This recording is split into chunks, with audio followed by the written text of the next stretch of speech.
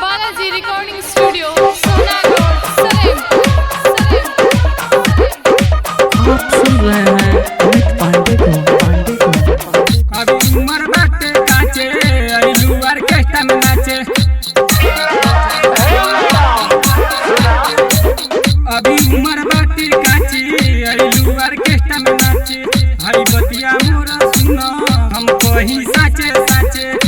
दुनिया तू दुहा जाइबू चढ़ते जवानी में बूढ़ा जाइबू।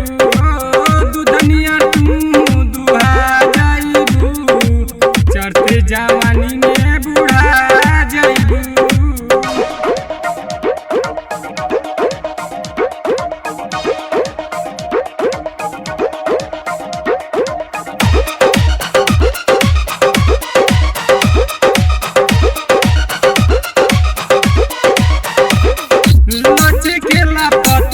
कमरिया हो हिले लागे जिला देवरिया हो।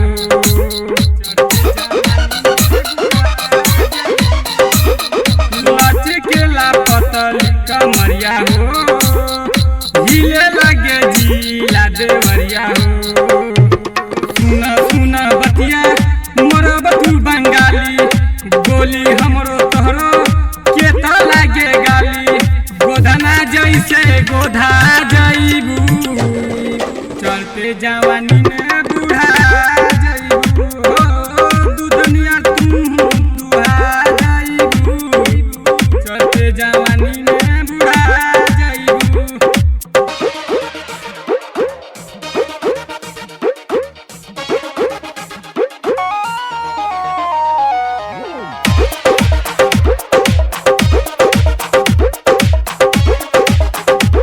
आप सुन रहे हैं अमित पांडे को। बालाजी रिकॉर्डिंग स्टूडियो सोना रोड सलेम।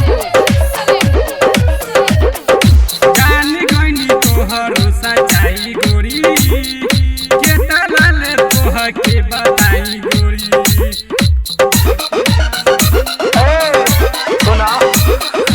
जान गइनी तोहर सच्चाई गोरी के तलाले तोह के बताई गोरी।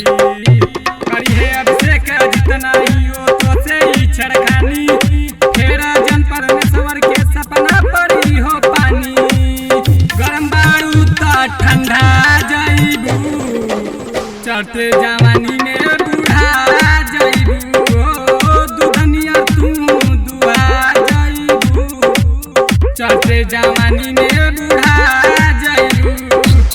अभी उम्र बाटे काचे आइलू ऑर्केस्ट्रा में नाचे।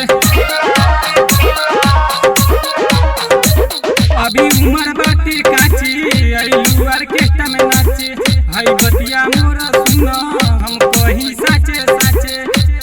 दुनिया तू दुहा जाइबू चढ़ते जवानी में